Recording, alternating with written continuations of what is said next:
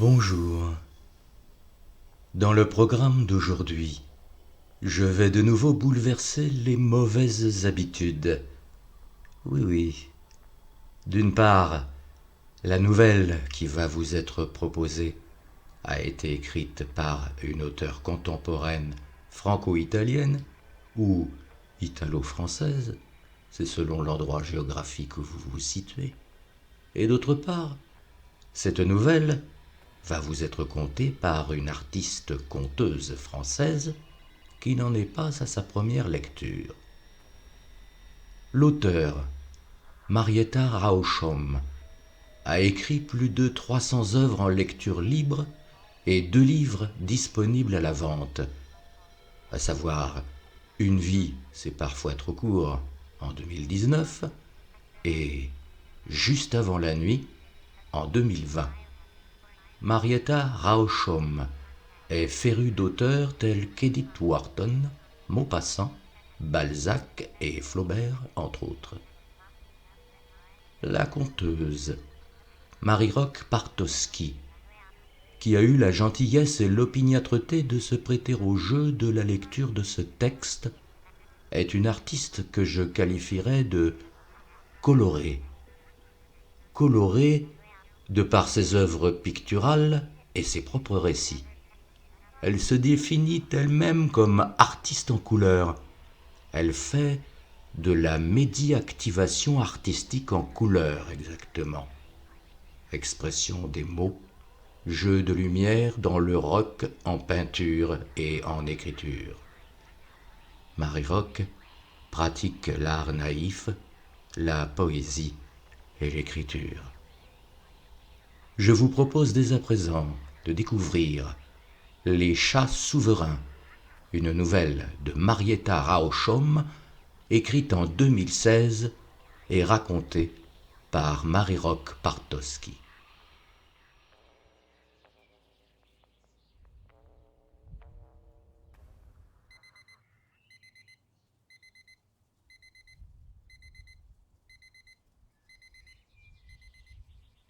Premier mai, 18 degrés, grand soleil. Le réveil stridule. Olga ouvre les yeux. Il est 8 heures. Elle s'étire avec précaution. Son genou ne la fait pas trop souffrir ce matin. L'orage a grondé fort cette nuit. Éclairs et tonnerre sans pluie. Le ciel rougissait comme lors d'une coulée d'acier depuis le haut fourneau. Prenant pied dans la réalité, elle se rappelle qu'aujourd'hui, c'est le 1er mai. Aucun bruit dehors. Les voisins doivent faire la grasse matinée. Pas de voiture. Et surtout, pas de transport en commun. Les bus ne sont pas venus troubler le silence de ce jour férié. Olga est une femme menue, la soixantaine bien entamée. Vivant seule, elle apprécie de ne plus avoir à se préoccuper du bien-être d'autrui. Elle vit à son rythme, se nourrissant quand l'envie se fait sentir, se couchant lorsqu'elle veut. Sa retraite, à défaut d'être mirobolante, lui suffit pour vivre. L'appartement lui appartient, au dernier étage d'une petite copropriété qui en compte 3, au milieu d'un grand jardin clôturé, planté d'eucalyptus et de pins parasols, et où tout le monde se connaît et s'apprécie. Avant que l'arthrose ne l'affuble d'une béquille, elle a rendu bien des services aux autres. À présent qu'elle est diminuée, ce sont ses voisins qui s'inquiètent de savoir si elle a besoin de quelque chose. Elle lit beaucoup, tricote, regarde la télé, cuisine. Ses enfants vivent dans d'autres villes, comme c'est le cas pour la plupart des familles qu'elle connaît. La solitude ne lui pèse pas. Elle savoure les jours et ne s'inquiète pas du grand âge qui approche. Allez, ce matin, un bon petit déjeuner. Elle branche la bouilloire, verse 2 grosses cuillerées de bonjour dans son joli bol orange, 2 sucrètes tartines de margarine, 2 belles tranches de pain un peu rassis. Y ajoute de la confiture de figues, pose le tout sur un joli plateau et l'emporte sur sa terrasse vitrée qui est comme un jardin d'hiver. Elle déguste son repas avec la gourmandise d'un chat. Toujours aucun bruit dehors, quel calme, quelle belle journée, pas trop chaude comme elle les aime. Un brin de toilette, elle a pris sa douche hier au soir, puis elle s'installe dans la chaise longue, au soleil, toute jeune, avec un polar intrigant qu'elle a emprunté hier à la bibliothèque du quartier. Lorsqu'elle émerge de l'histoire qui l'a accaparée et retenue, elle s'aperçoit qu'il est déjà 14 heures.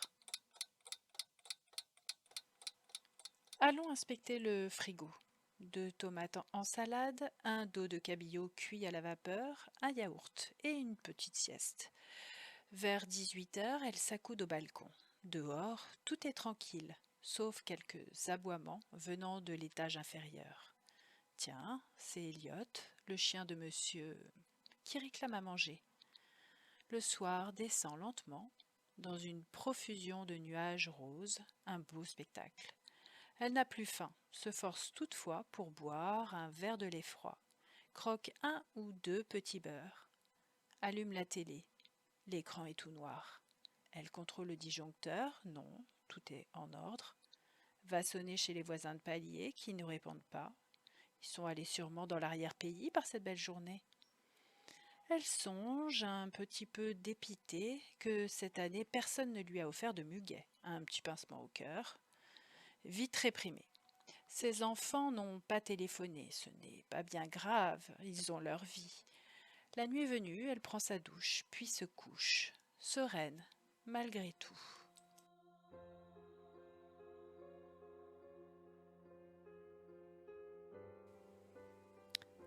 2 mai, 20 degrés, soleil.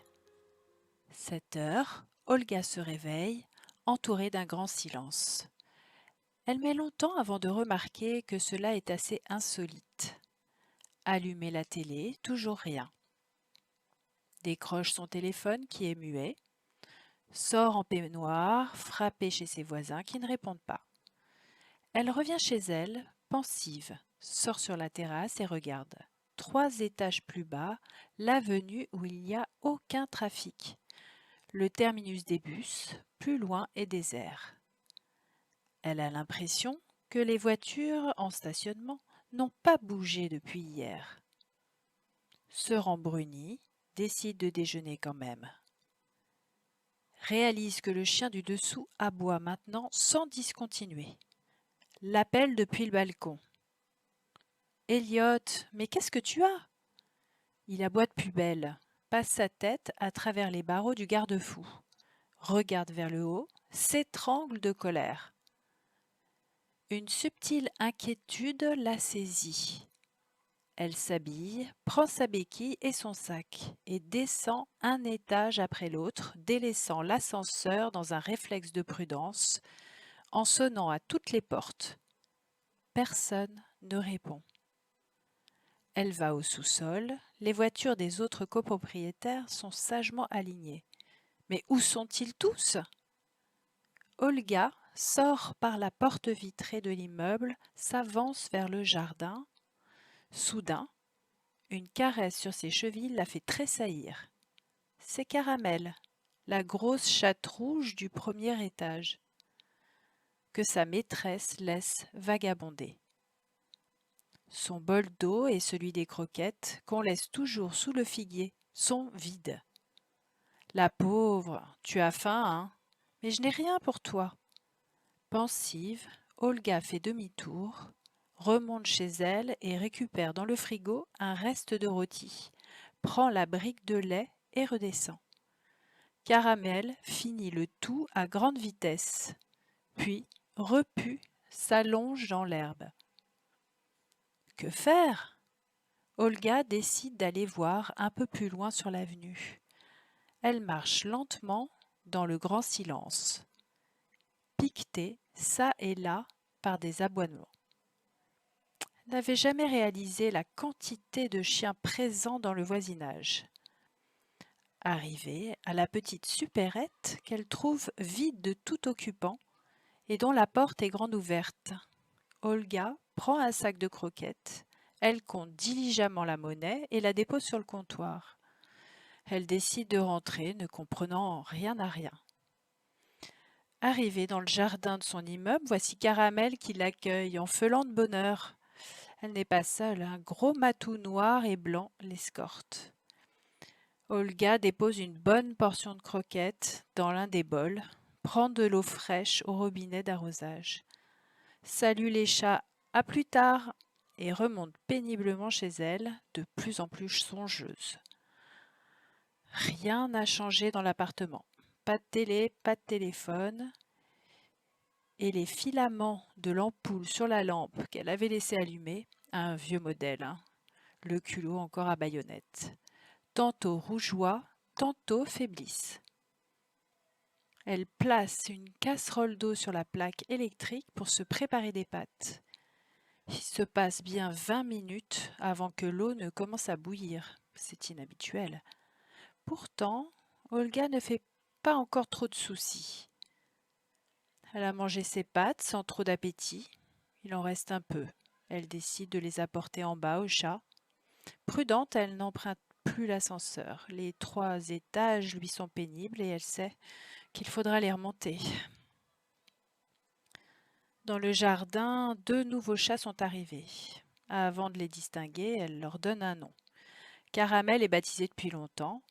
Le matou s'appellera Matou et il y a un gris assez mal en point qu'elle appelle le gris. Plus une belle chatte toute blanche, ce sera Blanchette.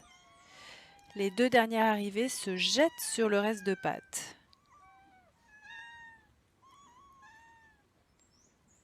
Le sac de croquettes, imprudemment laissé sur une marche de l'escalier, a été éventré et il bâille sur du vide. Les aboiements des chiens dans les maisons voisines sont devenus plus aigus, lancinants. Olga en prend conscience, vaguement effrayée. Autant remonter, s'asseoir et réfléchir. La tête lui tourne un peu, son genou l'élance. Elle décide de retourner à la supérette, munie cette fois de son caddie. Elle le remplit de croquettes, de friandises pour animaux. Mais cette fois, elle ne paie pas. Le monticule de pièces qu'elle a laissé ce matin est intact. À son retour, le jardin lui paraît vivant. Le nombre de chats a augmenté. Sur la troupe, tel un roi et une reine, Matou et Caramel font régner l'ordre. Les croquettes sont distribuées à même le gazon. Le bol de Caramel semble ridicule devant la foule affamée. Cette fois, Olga range le reste de la nourriture dans le local des poubelles, puis remonte chez elle. Demain, il faudra descendre des bassines d'eau pour la nourriture et l'eau. Le jour décline. Elle n'a pas faim et est tellement fatiguée. La lumière de la lampe a encore baissé. Olga se couche, sans se déshabiller ni se laver. Elle ne veut plus penser. Demain, on verra bien. «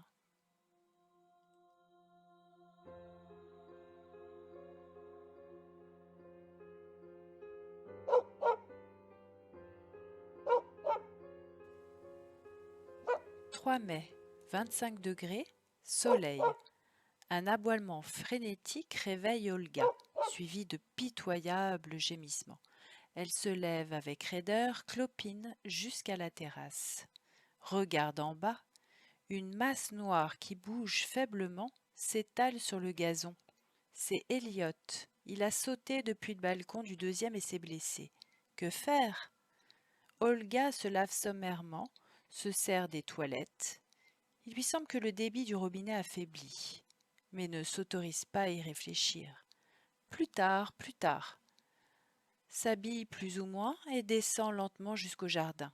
S'approche d'Elliot, qui la regarde arriver en écarquillant ses yeux humides et en se plaignant doucement. C'est un cocker noir. Ses longues oreilles sont parsemées de gratte-cul et visiblement ses 2 pattes arrière sont cassées et dessinent une géométrie impossible. Olga va chercher un récipient pour lui donner de l'eau, n'arrive plus à réfléchir sainement. Son caddie était resté en bas, elle repart pour la supérette. En chemin, ses idées s'éclaircissent. Elle remplit sa trottinette avec 2 bouteilles d'eau minérale. plusieurs paquets de biscottes et du chocolat. Elle se rend au rayon bricolage, choisit une grosse lampe, des piles et un pied de biche imposant. Qu'a-t-elle derrière la tête? Dans le jardin, le nombre de chats est exponentiel.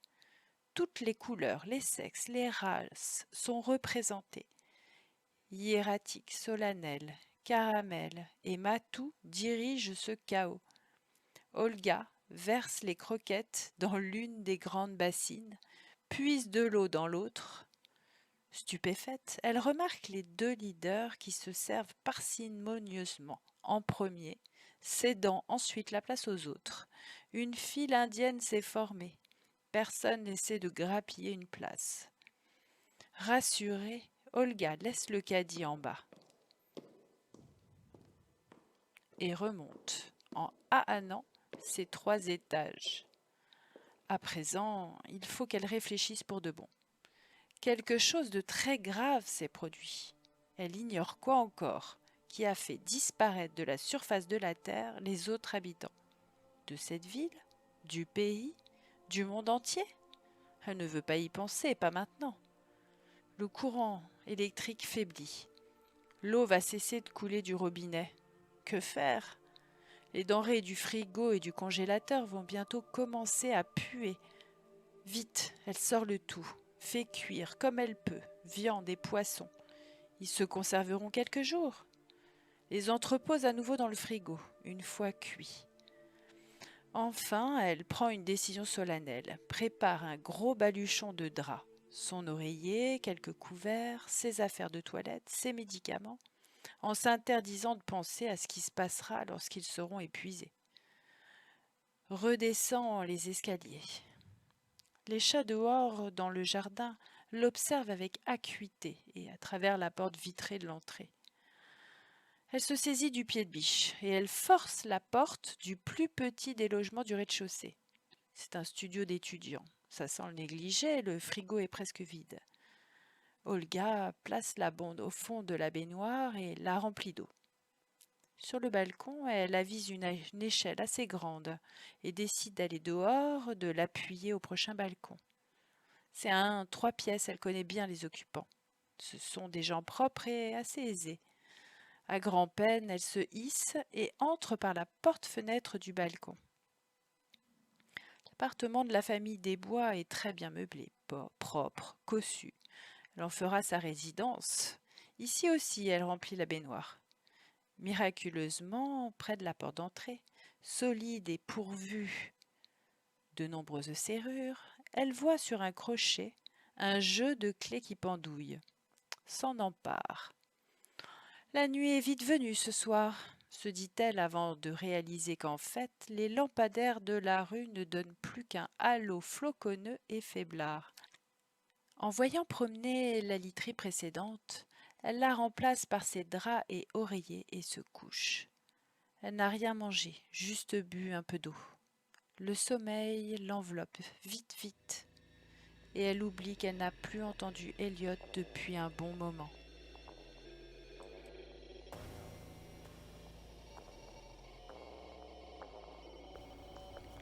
« 4 mai, 30 degrés, soleil. Quelle heure peut-il être? Olga s'est réveillée, nauséeuse, des douleurs partout. Elle réalise qu'elle a faim, très faim. A oublié d'apporter d'en haut le nécessaire. Se lave en puisant de l'eau dans la baignoire avec une casserole. Elle la renverse dans le lavabo et dans le bidet et s'en contente. Une fois de plus, après avoir verrouillé la porte de son nouveau logis, elle se hisse chez elle, tout en pensant que ces mots ne signifient pas grand-chose. Elle sort une valise, la remplit de choses qui lui paraissent nécessaires. Linge, documents fonciers, chéquier, culottes, vêtements de rechange, 1 ou 2 livres, mais oui. Et tout à coup, elle envisage qu'elle n'a pas fait aucun essai avec son PC. Vite, elle le branche, mais seul un petit point blanc lumineux apparaît sur l'écran, sourd et muet. Elle l'abandonne. Elle sort en revanche la nourriture qu'elle a fait cuire hier et l'emporte en bas.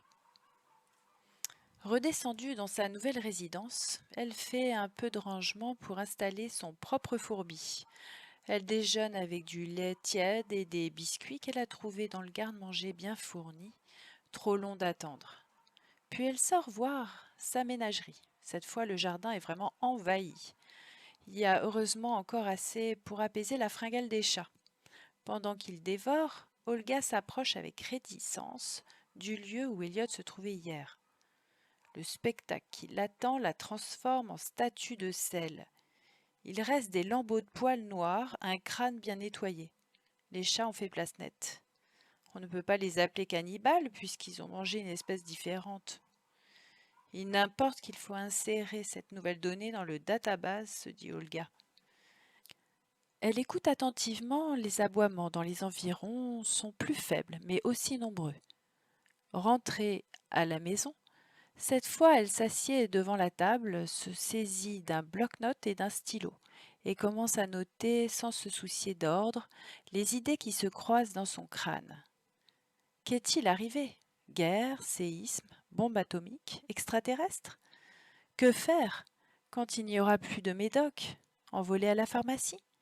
S'il n'y a plus d'eau au robinet? Elle a remarqué que les robinets d'arrosage dans le jardin ne font pas partie de la même source d'approvisionnement, et pour l'instant, leur jet est franc et régulier. Sans électricité, comment manger chaud? Il faut s'en occuper d'urgence. Plus de denrées fraîches. Le scorbut? Il y a 2 citronniers dans le jardin. Mes enfants sont-ils vivants? Elle remarque qu'elle n'y a pas pensé jusqu'ici. Ce n'est pas une priorité. L'instinct maternel a bon dos. S'il y a d'autres survivants, comment les contacter? Et seront-ils féroces ou paisibles? Quelle migraine! Vite, elle avale un efferalgan. Ensuite, elle se dit qu'il faut cette fois manger copieusement et reprendre des forces. Un très gros beefsteak est mis à décongeler.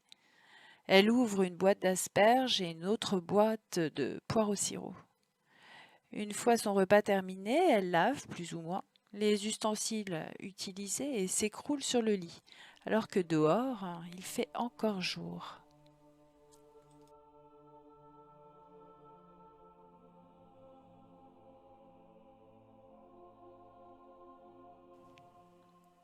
« 5 mai. 35 degrés, soleil. Les miaulements effrénés des chats l'ont réveillée. Pas question de sursoir à la corvée.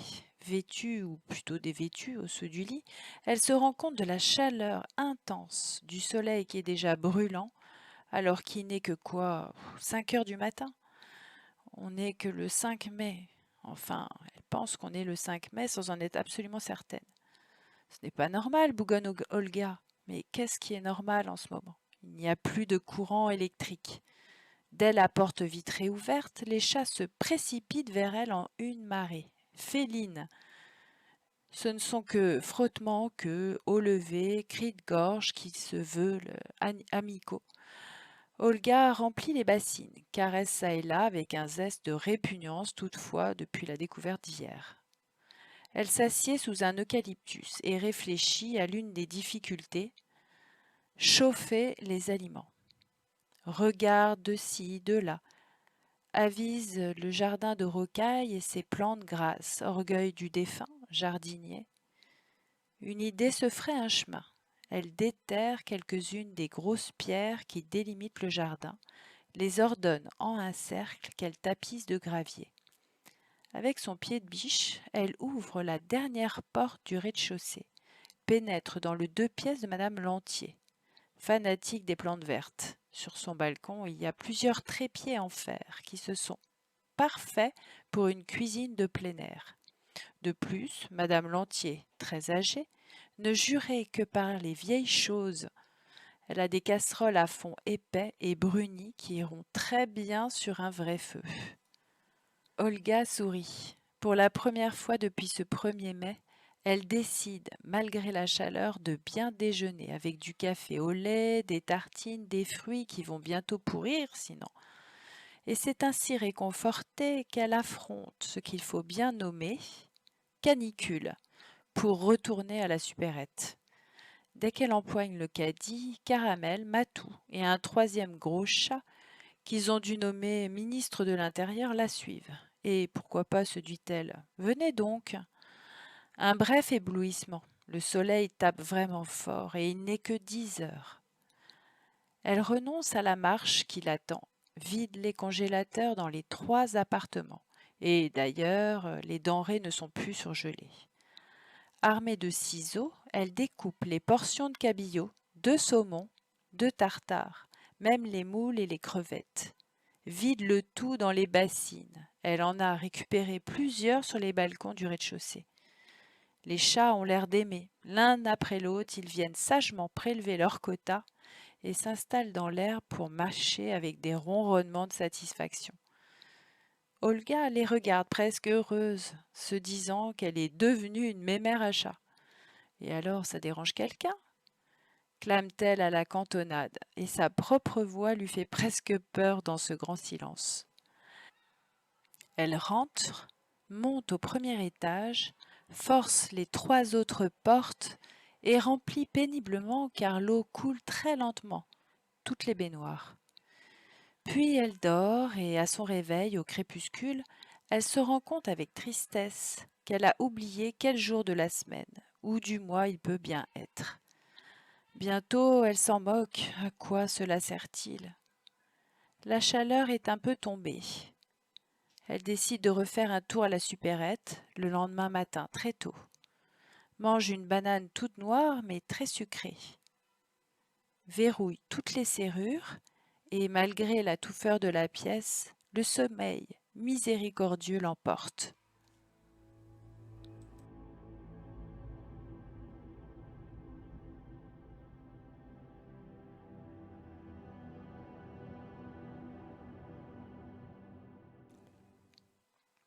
« 6 mai, soleil brûlant, peut-être 40 degrés. Il est 5 heures, le soleil est déjà très haut dans le ciel, et il a grossi. Olga s'extrait de son lit, ouvre une brique de lait et boit à même le carton. C'est tiédasse, mais mieux que rien. Avec juste une camisole sur le dos, elle déverrouille son fortin et s'engage sur l'avenue vers le magasin. Comme hier, les 3 chats lui emboîtent le pas. Cela lui fait plaisir. Et il y a plus de croquettes dans la boutique. Elle remplit le caddie de boîtes de raviolis, 2 thons en boîte, quelques bouteilles d'eau pour elle-même. C'est lourd et le soleil tape très fort. Passé le seuil avec un formidable aboiement, voici un gros chien fauve qui arrive au galop. Un berger allemand, croit-elle. Olga a toujours craint les chiens, surtout de cette taille. Une peur irrationnelle, inexplicable. Elle voudrait se réfugier à l'intérieur, mais c'est déjà trop tard. Les babines retroussées, le chien montre ses canines en grondant. De la bave s'échappe de son mufle. Olga ne respire plus. Soudain, jaillit de derrière son dos, les 3 chats s'élancent sur le chien en hurlant tels des démons, lui plantant les griffes partout. Le gros matou est déjà sur son dos et lui mord le cou. L'animal se défend, mais il n'est pas de taille contre 3 hérines déchaînées. Il n'a pas mangé depuis un moment, ses forces l'abandonnent. Il chute à terre et, sans se presser, les 3 diables lui ouvrent le ventre et s'y engouffrent. Au miaulement succèdent des bruits répugnants, chuintements, lapements, clapotis. Péniblement, Olga se détache de la porte et prend le chemin du retour, tirant le chariot à grand-peine. À son arrivée dans le jardin bien clôturé, les 3 chats la rejoignent. Leurs babines sont rouges, les yeux brillent, les moustaches frémissent. Les autres chats s'approchent d'eux, soumis, et les nettoient à coups de langue. Olga ouvre quelques boîtes et répartit la nourriture. Le cérémonial du repas félin s'accomplit. Puis, elle rentre dans son fief. Le soleil est déjà très haut sur l'horizon. Il a dessiné une parabole très différente des autres jours. Il est déjà au zénith alors que la pendule du salon, il est 8 heures. Elle s'écroule sur un divan et perd pratiquement connaissance. Vers 19 heures, il fait nuit. Le courant a complètement cessé de fonctionner. La porte vitrée ne s'ouvre plus automatiquement. Donc, Olga enroule une cordelette autour de sa taille avec toutes les clés nécessaires. Il est temps de penser à souper, puisqu'elle n'a pas dîné. De vieilles palettes sont entassées dans la cabane du jardinier. Elle les met en pièces avec une hache qui s'y trouve, entasse du petit bois sous le trépied de fortune et fait bouillir de l'eau pour les pâtes. Dans une autre poêle, elle a trempé dans l'huile, il y en a en abondance dans les appartements, 4 gousses d'ail, y jette ses spaghettis. Elle a rarement mangé un plat aussi bon. Les chats, respectueusement, se sont assis en cercle autour d'elle et la regardent, sans expression, calmement. Ce soir, je ne fais pas la vaisselle. Vous allez vous en occuper, leur lance-t-elle. Et voici qu'ils lapent et font briller les casseroles comme jamais. Ouf, une corvée en moins. Il y a une odeur bizarre. Olga imagine que ce sont les chats. Pourtant, l'odeur la suit à l'intérieur dans son refuge. Elle comprend que c'est elle qui sent mauvais. Tant pis, elle s'allonge comme elle est et s'en moque.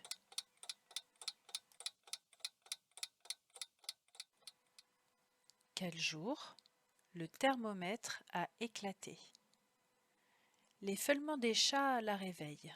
Il fait déjà jour, alors que la pendulette indique 3 heures. Le balcon est submergé par les bêtes qui réclament à manger. Des coups sourds retentissent à la porte d'entrée, comme si on voulait la défoncer. Elle marmonne « C'est bon, j'arrive !» Peine à s'extirper du divan où elle a dormi quelques heures. Elle comprend vite qu'elle ne pourra jamais se rendre à la supérette, ses jambes ont doublé de volume, et tous les os lui font mal. Dans les placards de la cuisine, elle ramasse tout ce qu'elle trouve, l'enveloppe dans un drap et le traîne dehors. La porte vitrée de l'entrée a volé en éclats. Tous les chats se sont répandus dans les escaliers et dans les parties communes. Olga ouvre aussi, l'assujettissant avec une cale, la porte qui mène au sous-sol, au garage et aux caves. Les chats s'y engouffrent, dans le noir total, fuyant la réverbération insupportable du dehors. Dehors, un spectacle désolant l'attend. Ce qui fut une pelouse est devenu chaume grillé. Tous les arbres ont perdu leur feuillage. Racornie, il parsème le terrain. Lentement, elle s'approche de son barbecue improvisé, installe un gros chaudron sous le robinet d'arrosage, le traîne jusqu'au foyer, allume du petit bois et ajoute le reste des palettes.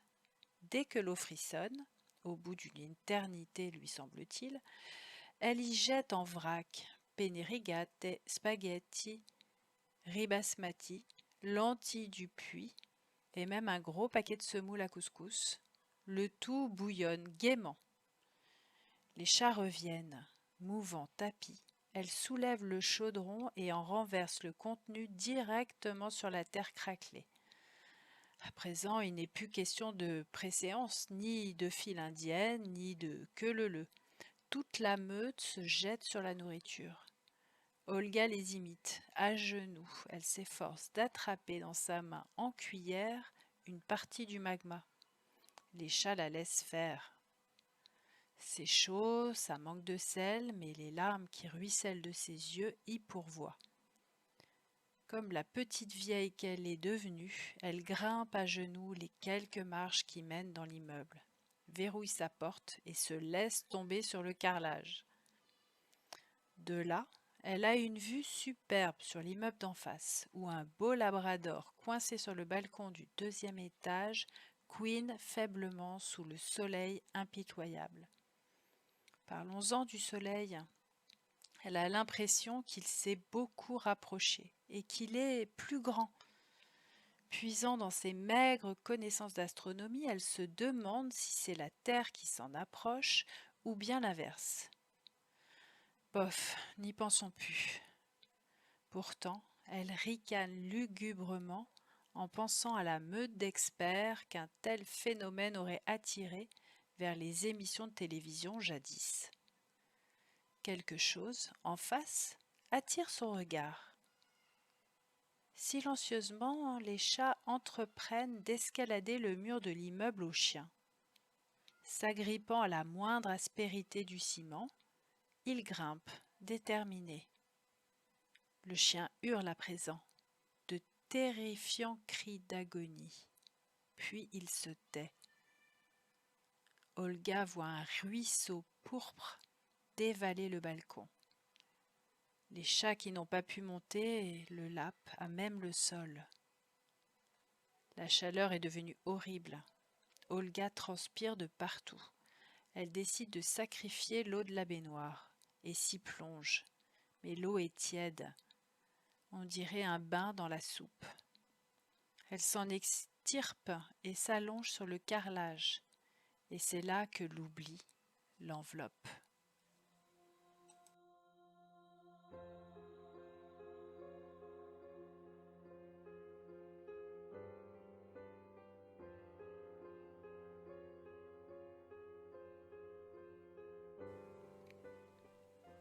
Quel jour, quelle heure, chaleur indescriptible. Tout est aveuglant de clarté lorsque Olga parvient à entr'ouvrir ses yeux. Ignorant si c'est le jour ou la nuit, elle rampe vers le salon, observant avec indifférence les efforts de dizaines de chats massés sur le balcon qui se jettent sur les portes-fenêtres. Elle pense vaguement: heureusement, il y a des doubles vitrages, ils ne parviendront pas à les casser. Mais le danger vient de la porte, en bois. Les serrures n'ont aucune importance, car elle entend des grattements et des feulements incessants. Patiemment, laborieusement, implacablement, les chats rognent le bois. Déjà un ray de lumière passe par-dessous l'huisserie. De curieuses coulées sur les murs la questionnent un moment, puis elle comprend que la chaleur a fait fondre les joints de dilatation entre les étages. Bientôt, les joints d'étanchéité en caoutchouc qui maintiennent les vitrages fondront aussi et la voie sera libre. Elle coasse en direction de la porte. « Je n'ai plus rien !» Des miettes de pensées ou d'images courent dans sa tête en se bousculant. Je vais mourir. Si j'étais croyante, j'aurais dû au moins un Dieu sur qui cracher. Trop fatiguée pour réussir à me tuer. Au fond, je n'ai jamais vraiment aimé les chats. À tout petits pas, elle parvient jusqu'au lit où elle s'effondre. Elle perd conscience. Quelques minutes ou quelques heures plus tard, elle se redresse. Le lit ressemble à une gigantesque éponge qui a absorbé sa sueur et d'autres liquides qui s'écoulent de son corps. Les chats continuent frénétiquement leur travail de sape. Le trou s'agrandit. Résignée, indifférente, apathique, elle sait que cette fois, elle n'aura plus à se préoccuper du prochain repas des chats.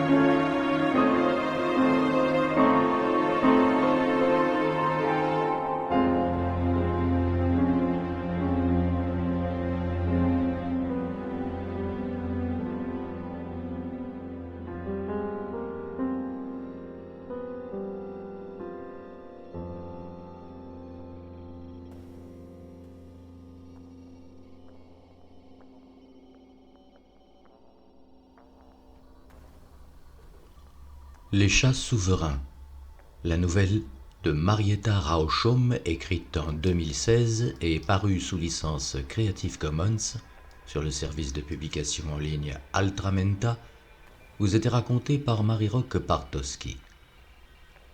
Je remercie l'auteur, Marietta Rauschom, et la conteuse, Marie-Roch Bartowski, pour leur collaboration précieuse à l'enrichissement de ce programme. Si vous en avez l'occasion et que vous êtes intéressé par le parcours actuel de ces deux artistes, je vous suggère de découvrir leurs travaux respectifs d'écrivain pour l'une sur le site web du service de publication d'œuvres écrites en lecture libre et gratuite et ouverte à tous, Altramenta, et d'artistes peintres, conteuses, poètes et auteurs pour l'autre sur les supports des réseaux sociaux classiques et habituels. Ce programme collaboratif s'achève et nous vous souhaitons à toutes et à tous une très bonne fin d'après-midi. À bientôt.